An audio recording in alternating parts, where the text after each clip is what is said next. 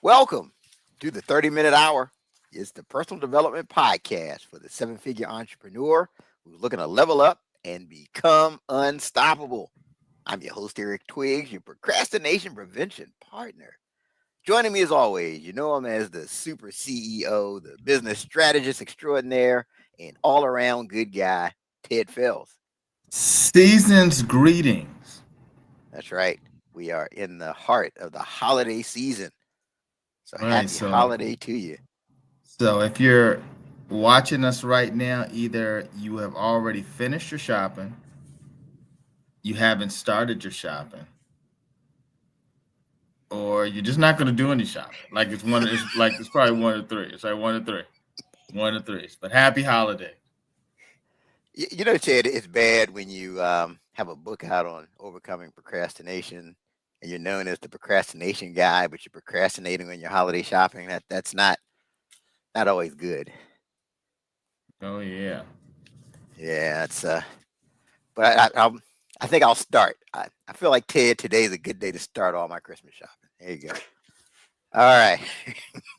So today we're going to talk about 3 ways to future-proof yourself by leveraging AI. We're not going to procrastinate on that. This is definitely something you want to lean in on. Like I hear all kinds of conversations on AI and what it's going to do to the future and how it's going to impact business. So you definitely want to future-proof yourself, and we'll talk about exactly how to do that. We'll go ahead and introduce our guest. Our guest today graduated at the top of his class from Harvard Business School, and he's currently the CEO of IdeaScale, the world's largest innovation company. And by the way, this is possibly one of the smartest business concepts and models that I've seen. So we'll get into that as far as exactly what IdeaScale is. He's known for his commitment to high quality products. He has dramatically reduced software bugs and boosted customer satisfaction. Please join me in welcoming to the 30-minute hour, Nick Jain. Thank you so much for the kind introduction, Eric and Ted. Yeah, thank you for joining us. This is going to be a fantastic episode. Want to give everybody kind of the backstory of how you got to this point in life. So you were raised in India by a single mother. And how did your childhood upbringing impact who you would ultimately become and who you are today? Sure. It was actually single grandmother. And then due to a weird situation, I was subsequently raised by parents, but like for the first 5 years, a single grandmother in India. Okay. I think kind of 3 things that I've carried with me because of that upbringing. Number 1 is the notion of long-term thinking. I'm sitting here today because of sacrifices made by my grandparents and my parents. So that's decades of investment to afford me the opportunities that I've had. It gives me a very long-term mentality. Secondly is an appreciation of scarcity, making do with little. I remember when I was a kid in India, we had running water 2 hours a day, 1 hour in the morning, 1 hour in the evening, electricity went on and off, and you just lived with it.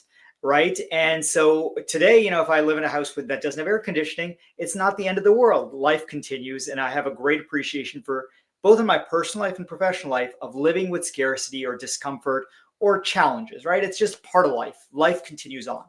And thirdly and this is very common amongst immigrants from Asia, is an emphasis on education.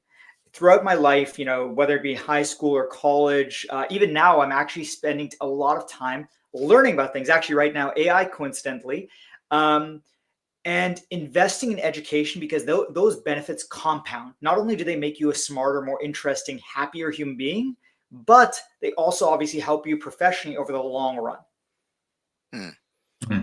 It's interesting. So I imagine that gives you kind of a heightened hunger and sense of urgency, kind of growing up the way you did, and kind of knowing that, hey, you know what, I've got to seize these opportunities.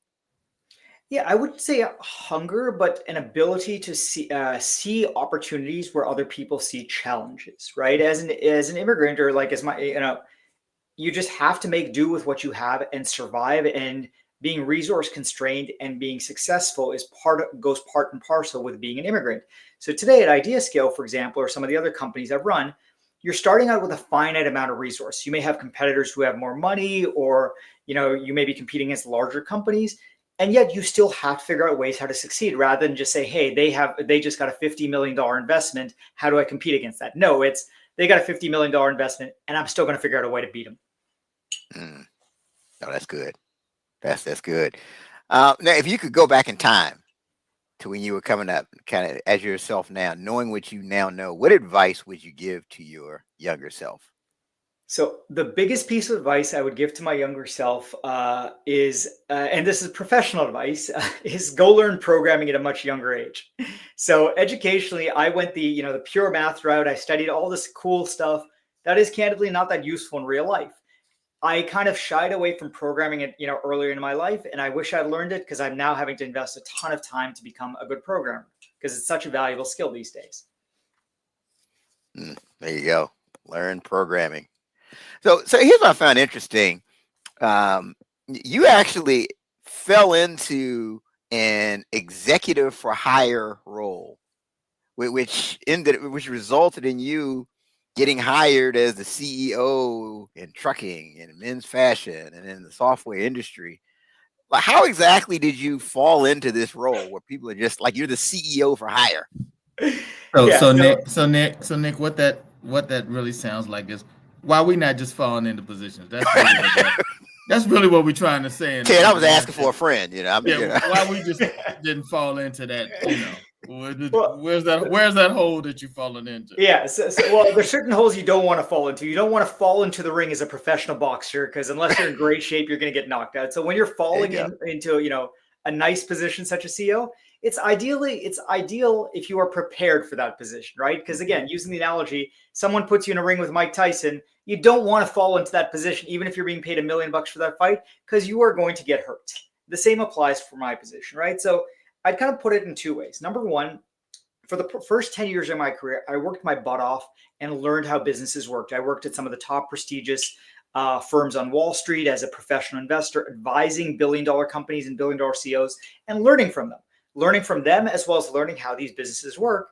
And then kind of, because I'd done well throughout my career and prepared myself and kind of made a small name for myself, I got a call one day and said, Nick, hey, how would you like to co-run this trucking company? And I knew nothing about trucking at the time, but I did know how businesses work really well and how to make businesses successful. So I was brought in, not entirely, I didn't just fall into a hole. I kind of made a name for myself in a related area as an investor. And now people realize that because you're good at understanding how businesses work, that also generally situates you well to run the business itself, rather than just sit on a board. No, that's good. I just believe that these opportunities come to you when you're ready. I think the worst thing would be that you get an opportunity that you're not prepared for. Like someone taps you on the shoulder and you just aren't ready. So kudos to you for taking the steps to prepare yourself and then going through that open door. So we kind of talked through this. I mean, because you went into trucking, you went into men's fashion. You went into these different industries where you really didn't have a official background. Like, what did you do? What steps did you take to bring yourself up to speed and kind of learn the industry? Sure. So showing up to a new industry, whether that be trucking or men's fashion, areas where I had very little or no experience, men's fashion, I knew nothing about the high-end shoes I was selling. I think the first thing is be humble. Right. I knew that I didn't pretend, like, I was honest that I know how businesses work, but I was also very honest. I know nothing about shoes, or I know nothing about trucking. And I asked people to teach me, including very junior people, because some of them have been doing this for decades. Even if I'm their boss's boss, they know their industry better than I do. And I was honest about that. I didn't pretend to be an expert on trucking or shoes. Number two is work my butt off, right? When you're starting from scratch, you have to learn a lot and be willing to work very hard to do it. And number three, I emphasize two types of learning. One is kind of on-the-job learning, like learning from people around me and what I was doing. But also, I went on my own time and said, look, if I really want to be CEO of a trucking company or a shoe company, I got to go learn that industry. So I would go do a ton of research in my off hours, right? When I'm not officially working, I'm at home, I'm reading the blogs about sneakers or reading about trucking trends. So I'm getting absorbing a lot of information, both formally and informally, or in order to be more effective in those roles. Here's what I think, Nick. I think in some ways, not being the industry expert was an advantage for you because you thought of different ways that, yeah, I'm sure if you've been in trucking for 20 years, you got a certain way to solve issues that come up. If you're coming in from the outside, you're like, well, hey, why don't we just do this? And Certainly, but there at the same time, there's certain areas where like not knowing about trucking hurt me. For example, one of our trucks when I was at the trucking company, we were sitting in New York, and one of our trucks in California broke down and was impounded.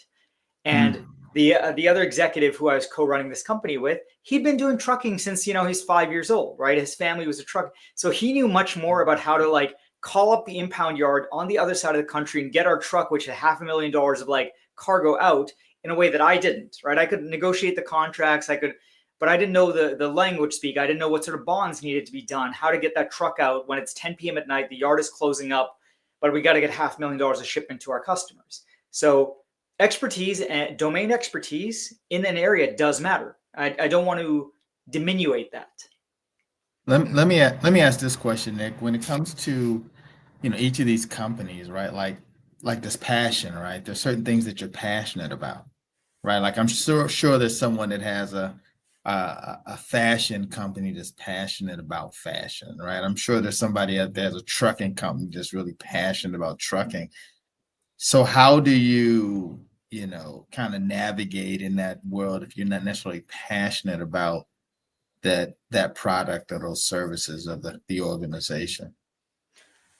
Sure. So I'll answer in two ways, a general strategic way and one for me personally. So strategically, many people do things in life that they're not super passionate about, right? My father was a janitor for most of his career. He wasn't necessarily passionate about going and scrubbing toilets, but it's something you do in order to pay the bills, right? So, and I don't just mean for jobs. There's lots of things you should do in life, you don't want to do, but they're necessary to sustain life. Changing your baby's diapers, not fun, but you should do it. So that's number one, right? Like most people aren't in that dream job where they're passionate about exactly what they do and it works out and it's a great career. Secondly, for me personally, I've been very fortunate that my passion, and it's a very weird passion, I like making companies successful. So my passion is not about trucking or about software or about shoes. I like seeing companies be successful. So at IdeaScale, some of the changes I made meant that we as a software company have grown and added jobs, even though over the last 2 years, the average software company has fired lots of people. And that's what makes me feel good, right? That I helped grow the company. That was true in trucking. That's why I'm very fortunate that I get to do what I'm passionate about, which is growing companies. And those could be companies selling broccoli or software. Oh, no, thank you for that. That's a great answer, Nick. I thought I had you stumped, but man, you were ready for that one. So back to the drawing board. You got some more time to stump me, I promise. There you go. That's right. Keep on trying. That's right. So let's talk about IdeaScale. You're the CEO. Who is your customer and how specifically do you help them? Sure. So our customers are any large organization. So our customers include like Pfizer, Comcast, US Post Office, US Coast Guard, Doctors Without Borders, any large complex organization where you have hundreds or thousands of people spread over different countries, different states, different languages, and they're trying to get together and figure out what the best ideas are. And that's really easy if you're 5 guys or gals sitting together in a room. That's easy. You just bounce ideas off each other. But if you're 1,000 people sitting in different countries or geographies, how do you get all of your ideas together? You can't have a paper suggestion box. Even if you did, how do you sort through those 1,000 ideas? That's hard. And then how do you get the best ideas in front of the executives so they actually become reality? That's hard. So, and that's really hard for large organizations. So those are our customers. So is this sort of like this kind of virtual suggestion box, right? Like you got everybody that has these ideas and they're like, man, if we did this could help improve the company. How does this work in an organization? That's about 10% of it, but I would actually describe it as either a CRM for ideas, right? So a suggestion box, you just drop in ideas. A CRM, if you are in sales and marketing, helps you manage all that data, helps you organize it, tag it, evaluate it. Or even better, my favorite is we are the social network of ideas. So if you go on TikTok, you post a funny cat video. You go on Instagram, you post yourself in a bathing suit at a cool beach. You go on IdeaScale, you post your ideas. And ideas can be about new products. They can be about snacks in the kitchen fridge. They can be about new mascots. And these are all actual things that we've done before. Either we do ourselves or for our clients. And then other people interact with those ideas. People vote them up and down. People comment on those ideas. People say, hey, Ted, your idea was pretty good, but if we tweak it a little bit, we can make it even better. So it becomes much more social, a way to gather and enhance and evaluate ideas, not just put them in a box. Yeah, I think that's a great business concept, because I think most companies are kind of stuck in that whole, here's how we've always done it. And you're just having like an actual CRM, and you can actually label, okay, networking, marketing, Literally, sales yeah. generation. So, Yeah. there's that old joke, never trust a skinny chef, right? You've got to trust people. You only do something when people are eating their own food or drinking their own, or eating their own food or drinking their own, like, champagne, as one of my colleagues says. So at IdeaScale, we actually use our own software, which is, usually a good indication. So if anybody in the world goes to ideas.ideascale.com, they can submit ideas or vote on ideas on how to make our product better. And so we have, hundreds of people, including our employees, our customers, our prospects. There's a random student from Uganda who contributed a pretty cool idea. And you can see which ideas are good and which ideas are bad in a very transparent way. And then from my perspective, I'm getting great ideas that I, as CEO, may not have thought of, because I don't really care whether they come from Uganda or junior employer, a CFO. I just want the best ideas. Yeah. Wow. Speaking of that, I've heard you say something on another show that I want to unpack. You say that the best idea wins, not the idea from the person with the most senior title. Yeah. What's the question there? How can I help? I mean, can you expand on that? Because I just think that's such a key point. In most companies, the person with the most senior title is the one that, gets heard, gets listened to. But your philosophy is it's all really about the best idea, regardless of who it comes from. Sure. So you're absolutely right. If you think about how human brains are wired, we're wired to do listen to two types of people: people who are more senior than us, because we are a hierarchical species, or people who are louder. We want to listen to the extroverts. And so if you have a CEO who's senior and loud, everybody listens to his or her ideas. And those ideas may not be the best. Even if the CEO is the most intelligent person, intelligent people have dumb ideas too. And so from a company's perspective, or an organization or governance perspective, you don't necessarily want to be listening to Nick Jain's ideas because he's the CEO. You want to find the best ideas. So IdeaScale helps you find those best ideas. And the fancy word for this is an idea meritocracy. We want the best ideas to win, irrespective of whether they come from someone junior, senior, what their backgrounds are. That doesn't matter. If they've got the next killer idea, we want their idea, not the CEO's stupid idea. And a fun example is, like, again, using ideas.ideascale.com, our own version of usage of our software, you'll see some of my ideas are ranked top, and other of my ideas, there's one of them that has like -10 votes. People hated the idea, and they feel comfortable saying publicly, hey, CEO, this idea of yours is stupid. And that's okay. And that's great, in fact. Yeah. Wow. That's one of the things that I'm often, dealing with as a CEO, and, people that, present various ideas, and I always, stress to them to always give me the ideas, right? Doesn't mean that I'm going to go that way, but I want you to always continue to do it, right? Because at some point, if you continue to give me ideas, there's going to be something I'm going to go with. But oftentimes people, when they give an idea, if you don't go with their idea, then some are hesitant to give you another idea. So I don't know, maybe in a way in which they're anonymous or something like that, maybe they're more open to doing it. But I mean, any thoughts around that? Yeah. So there's kind of two things. Number one, you want to take away the stigma of people being scared to share ideas. And you can do that by, like, making a positive culture where, hey, no idea is a stupid idea. Or sorry, there are stupid ideas, but that doesn't mean the person contributing them is stupid, right? I can say stupid things. That doesn't mean I'm a stupid person. That's a cultural thing. That's hard for organizations to do, but it's possible. Second is more technical, which is you basically allow anonymity. So sometimes you can submit ideas anonymously. Sometimes you submit them publicly, whatever you want.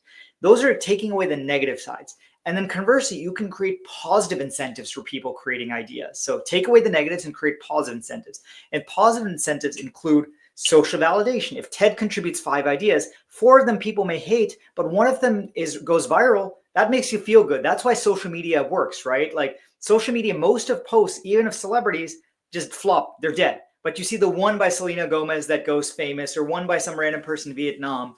So that's social validation. Number 2, you add gamification elements, right? You, again, reward people. And number 3 are the hard incentives. A lot of our customers actually reward people who have the best ideas, saying, hey, Ted, not only did you get a bunch of upvotes, well, you get an extra week of vacation off this year, or you get a bonus, right? They create positive incentives for people to contribute ideas. And then we strongly push people to take away the stigma of bad ideas, because everyone has bad ideas, and that's okay. No, that's just great. it seems like some people just they're kind of I think Ted is gifted with this. Right? They can come up with ideas. They kind of can think at 30,000 feet. Say, hey, you know what? We're going to the moon, even though the technology doesn't exist yet. That type of thing. What advice do you have for that executive who wants to become more innovative and wants to think more creative? What steps or advice do you have for that person? Steal others' ideas. But by this, I mean, look, we always have this. If you actually look at the research, right, most great inventions or most great ideas are not because someone just had a eureka moment and came up with a great idea. They actually took something they saw in another context and just applied it. So when I say steal others' ideas, this is actually what real innovation creativity is taking something that someone else has done and applying it in a new context. I jokingly say that's stealing another idea, but it's listening, observing, and reorienting yourself to things that you see in other domains of life and applying them to novel domains of life. Oh, that's good. Excellent. Yeah, you don't have to reinvent the wheel. Something can be working somewhere else, and you can Steal just it, kind of apply right? it in Like this context. we have, at IdeaScale, where when we see something somebody else is doing that in great in software, we're like, that's great. They've figured it out. Let us emulate, copy, advance what they're doing. And that's okay, because our innovations are not necessarily on color schemes, right? Like if somebody figured out the perfect color scheme for software, we should copy that. That's what they're good at. Yep. I totally agree. You see that all the time, I guess, when you look at like Uber and Lyft, right? Like, I mean, what's really the difference? I think that there was an idea, a concept that came out, and now there's others that will take it and tweak it and, and do other things with it. So totally see what you're saying there. Here's something I've seen within most companies. Like you'll have a top performer. That's maybe it's sales. They're making it rain. They're always number one every quarter. Very few people will pull them to the side and say, "Hey, what are you doing to generate those sales? What's your process?" Most people won't ask. They'll just kind of assume, "Oh, I can't stand him. He's so lucky to get good clients." But and simply, like I've had success just in companies where I've literally gone up to that person and said, "Hey, what are you doing to get this result?" And they told me, and I did the same thing. I agree. Again, that is my philosophy in life. When I can't solve a problem, or if I know I'm bad at something, the very first thing I do is, I used to say Google, but now Gemini, ChatGPT, Anthropic. Go figure out, hey, who's the greatest salesperson in the world? What do they do right? Or who's the greatest software designer? What are their principles? Copy it, right? For sure.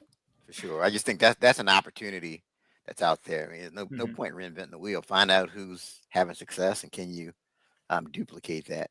So let's shift gears a little bit. Let's talk about AI. And you're an evangelist for AI adoption. And what advice do you have for that business person who is slow to embrace generative AI? Well, if you're slow to embrace generative AI, you're basically screwed, and you won't exist as an individual or as a company. So, like, my first piece of advice is go adopt generative AI aggressively in every context, whether that be in video generation, writing emails, workflow automation. Like, go find any, look at what you did today and go find a piece of generative AI that does that automatically for you in every aspect of your life. That's advice number one. And if you don't do that, you're screwed in the next 3 to 10 years. You're just gone as a business. And I'm just talking software business. I'm saying like the local shoe shop or restaurant that is not using generative AI to come up with their menu ideas is basically screwed. Number two is go take a prompt engineering course. The beautiful thing is like these generative AI tools, they all require you to talk to them in some way, right? Say like, hey, Midjourney, generate a photo of Nick Jain wearing a suit running on the moon. But the words you use to tell these generative AIs to do something matter. And so go take a prompt engineering course. And there's a whole bunch of free ones on Coursera or the internet. Take 10 hours of time and it literally 100x's your productivity. I've taken 3 or 4 of these. And after the first one, I was literally 10 times better, not only faster, but getting much, much higher quality output, not just in text, but in video and audio and a bunch of other domains. And number 3 is go spend a couple of hours also learning where these AIs suck and be aware of where they fall down. And I'll give a personal example. Literally a few hours ago, I was I'm buying a house, and I was looking at different loan options. And this is an area where I'm an expert, right? I worked on Wall Street. I know how to do the math in Excel. I asked generative AI to do the math for me, and it was wrong, right? But if I just taken the answer that generative AI had given, not realizing that, hey, I know that Gen AI sucks at math, then I would have just taken the wrong loan. In fact, I know that I'm better at math than generative AI, so I just was like, wait, these guys are wrong. And I know they're wrong because this is an area where Gen AI tends to suck. It's great at writing poetry or writing songs or generating photorealistic images, but I know one of its weaknesses is math. And so you have to know where you can rely on these tools less. Yeah, those are 3 great points. And I just think there's a lot of fear that, you know what, AI is here, it's going to take my job. But you're saying you need to really lean into it so that. Well, it is going to take your job if you don't lean into it, right? If you were, if you were driving horse and buggies, and the car came along and you stuck to driving horse and buggies, you were in trouble, right? When the taxi industry has obviously been disrupted by Uber and Lyft over the last decade. If you didn't adopt switching from your taxi business to an Uber or Lyft business, you were in trouble, right? When I go to an airport, even though there's a taxi line, I take an Uber or Lyft or one of the rideshare competitors. I don't even go to the taxi line. So taxi drivers need to adopt or have needed to adopt Uber and Lyft. Otherwise, they were gone. And the same is true with generative AI. It's not a choice. Whether or not we think Gen AI is good or bad for society, it's here. It makes people more productive. Everyone's using it. And if you're not, you're falling way behind the curve. Yeah. I mean, I think it's one thing I like about it. It is eliminated writer's block. Right? This is the days of just sitting there looking at the cursor blink. That's over. Now you can get a starting point. Now you just have to go back and tweak. Yeah. Absolutely. Good. So shifting gears a little bit. So like, what's something that was a struggle for you when you first became a CEO that today is something you still struggle with? Sure. So I think as CEO, it is difficult to understand for me personally what all the different incentives are for individuals or departments within an organization, right? Some people are motivated by money. Some people are motivated by compliments. Some people are motivated just by doing a good job. That's called intrinsic motivation. Some people are motivated by doing good for the world, right? They may, so understanding, and you have to, as a CEO, a large part of your job is understanding what the incentives of your key leaders and individuals are, right? Hey, this person's motivated by money. This person just wants to do a great job, and making them creating incentives that reward what the pleasure centers of their brain, right? For the person who cares about money, reward them with money. For the person who cares about doing a good job, give them the opportunity to do a great job. And that's really difficult because it requires you to kind of individually think about each of your key leaders within the organization and tailor your approach. So I can't just hop on and say, here's our business plan for the next 12 months, because the way I communicate to person A has to be very different than person B, because what gets them excited and will make them work their butts off and achieve great results in 2025 is very different from individual to individual. And I still struggle with that today, by the way, because my natural inclination, in all honesty, is to get up in front of everyone and say, here's the plan for the next 6 to 12 months. Everyone go work your asses off. It's going to be an awesome year, like in a more motivational way. But I would just love to give one big speech, right? Not have to have 12 different side conversations. It's interesting, Nick, that you say that. I often try to have discussions with people one-on-one, and especially when people just join the company, to kind of get an idea of like what success look like to you. Like a year from now, what would you have liked to accomplish, or 5 years from now? And the responses are always so generic. I'd like to see growth in the company. I'd like to, like they don't want to say, yeah, I want to see X amount of money, right? They don't give you anything that's really they rarely give you anything that you can really quantify. Like I'm like, well, what make this the best, the greatest job for you? Oh, upward mobility, Like it's hard to get people to give you something that's, really tangible for you to kind of say, okay, well, this is how we're going to measure, how this is going, or this is what I can use to, like you said, to help in kind of coming up with whatever that, that motivational, kind of that strategy to help you to, to kind of go above and beyond. So it's never anything that they don't want to be put into something where it can truly be measured. Well, people, we've created shame for all sorts of things, right? Like we've made money an evil, that if somebody says they work for money, we've made that an evil. Or if someone, in certain contexts, like if you say you care about the environment and you work in certain industries, people will look at you really funny, right? Like if you're in a fossil fuels industry and you say like, I really care about trees, people will kind of be like, what the hell are you doing here? Sure. That's bad, because we want all of those people, at least speaking for IdeaScale. I want people who care about the world. I want people who care about money. I want them just to show up and do a great job, right? Mm-hmm. And I don't really care. I'm not judging what motivates them in life, right? I got a guy who cares a lot about fancy trucks. I drive the tiniest, cheapest car possible. I don't judge him for wanting to have like a fancy truck and do crazy outdoor things. I think it's a waste of money, but that's his choice, right? And I'm excited to have him at the company. Yeah. I think the mistake that most leaders make is that they expect everybody to be wired like they are.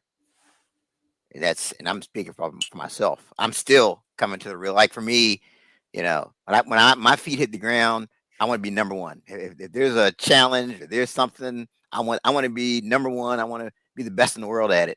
But most people aren't wired that way. Most people a lot of people are wired by comfort and just, having time off and, all of that good stuff. And it's taken me a while to kind of to figure that out, and to just kind of, and I think the key, what you said, is critical, having those side conversations and not just thinking that you can just have one meeting and everybody gets it.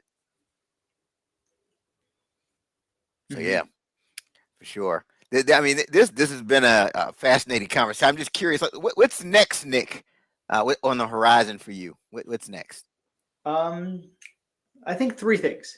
Number 1, IdeaScale. We're doing some really exciting things in 2025. So we started expanding globally in 2024. We're going to continue doing that. Number 2, we're launching our first big major game-changing features in a long time, starting in January. So we're launching our own AI tool that basically takes all your ideas, data, and automatically figures out which are good and bad ideas. So we have an AI that now can figure out the quality of ideas, which is very different than just like brainstorming with an AI. So we're really excited about that. And number 3, so those are the 2 things that are happening at IdeaScale. Number 3, for me personally, I've been spending a lot of time coding and playing around with AI. So I have coded up my own cool AI tools, some of which I've released. These are nothing that I'll ever sell, but they're fun. So really excited about that. Yeah, that's all exciting stuff, for sure. Now, so speaking of exciting, Nick, we're now going to go to, this is Ted's favorite part of the show. It's called Write This Down. And we each go around and we talk about at least one idea from today's episode that we feel that people need to write down so that they can level up. So Nick, you're our guest of honor. So based off of today's episode, what do you think people need to write down? Go learn prompt engineering. I think that is 8 hours of your life that will, just make a tremendous difference to your professional and personal life in the age of Gen AI. Good. Yeah. Very straightforward and to the point. Go learn prompt engineering. Very good. Thank you. Ted?